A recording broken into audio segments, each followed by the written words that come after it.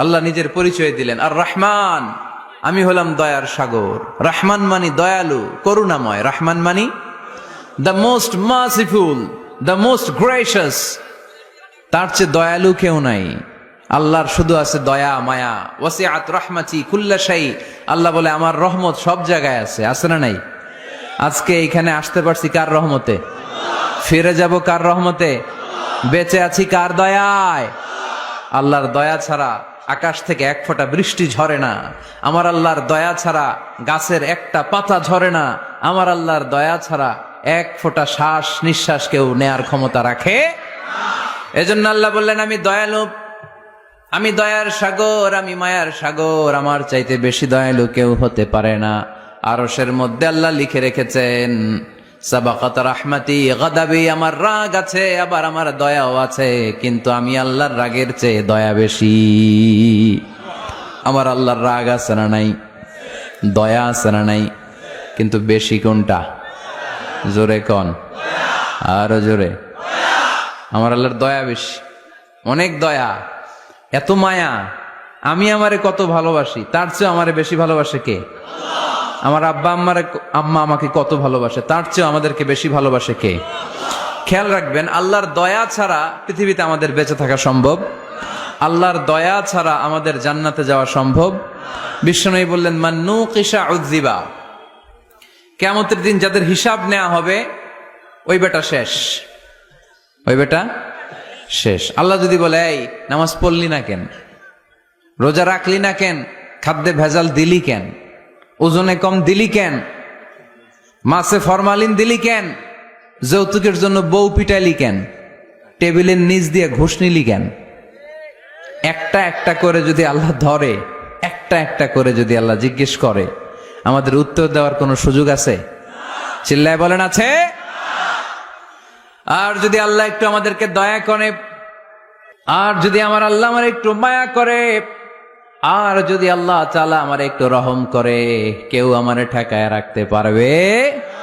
রোজ হাসরে হে আল্লাহ আমার করোনা বিচার, আল্লাহ করোনা বিচার। রোজ হাসরে হে আল্লাহ আমার করোনা বিচার, আল্লাহ করোনা বিচার।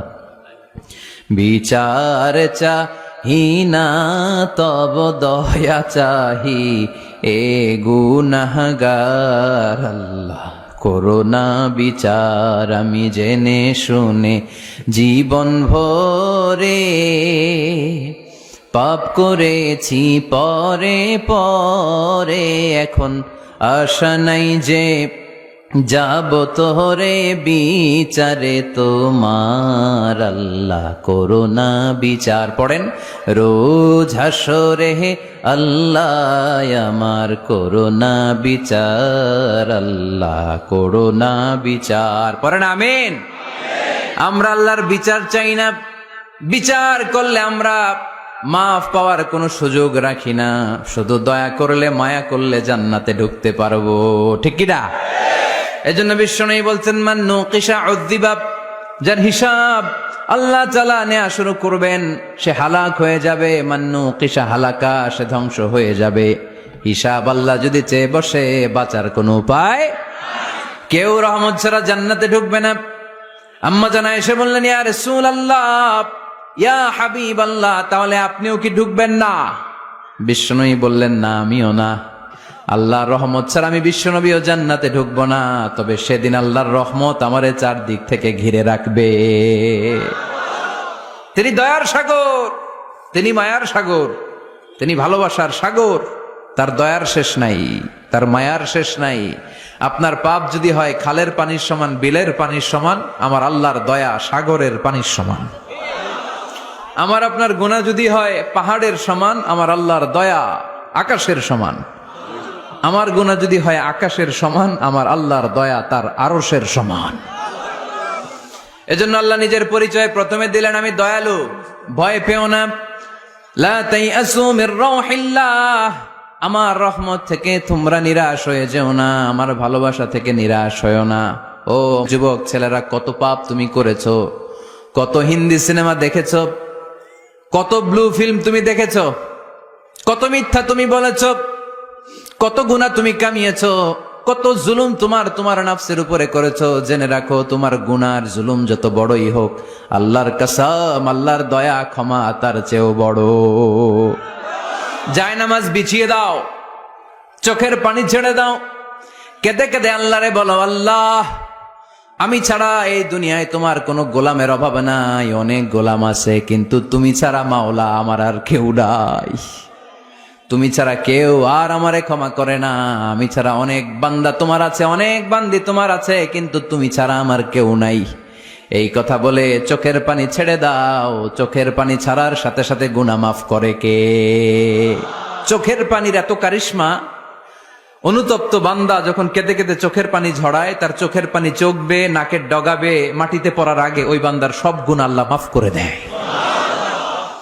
এজন্য আল্লাহ বললেন, আমি রহমান, আমার দয়ার শেষ নাই। আমি আল্লাহর মায়ার শেষ নাই। আমি হলাম দয়ার সাগর। আমি কি? আল্লাহ তুমি দয়ার সাগর, রহমানুর রহিম, তোমার দয়ায় পূর্ণ আমার সারা নিশিদিন। আল্লাহ তুমি দয়ার সাগর, রহমানুর রহিম, তোমার দয়ায় পূর্ণ আমার সারা নিশিদিন। আল্লাহ তাআলার দয়ার শেষ নেই, আল্লাহর মায়ার শেষ নেই, তিনি মায়ার সাগর।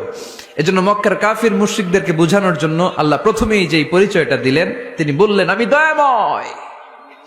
তোমরা রহমানকে চিনো না, রহমানকে জানো না? আমি মেহেরবান, আমি দয়ার সাগর, আমি মায়ার সাগর।